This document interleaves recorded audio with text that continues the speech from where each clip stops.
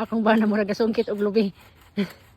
Ang mga may guys, iyang giputol ang naay branch nga punuan diha nga naputol.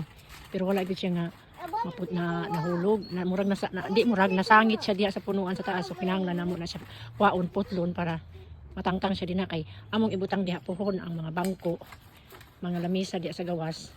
So naa may punuan diha nga nasangit nga katangtangon na, so amo jud nang ihulog tangtangon kay delikado baya mahulugan ta sa branch kahoy diha. Kita mga may guys, di akong bana murag ato murag gikapoy naghiniwa ng punuan nga di murag mahulog. Honey, is that work?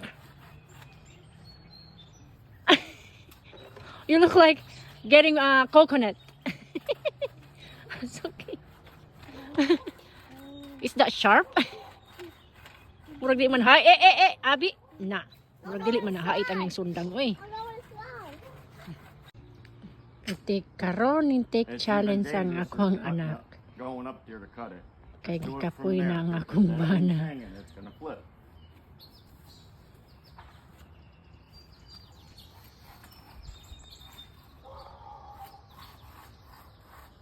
Hapit na maputol. Ay, naho sa wakas nahulog na gyud ang branch nga nasangit sa taas. Punuan. Limpyo na siya. Limpyo na siya. Pero mga my guys, limpyo na ang among place asa mi maglingkod. Asa na magibutang mga bangko ug lamisa. Gilimpyo na namo ang karang punuan kay naay nasangit diha nga usa ka branch nga nasangit diha so duha ka tuig ago na. So gilimpyo sa kong bana gipanaog ang usa ka nasangit nga branch ug karon limpyo na siya, safety na kung maglingkod dihang dapita.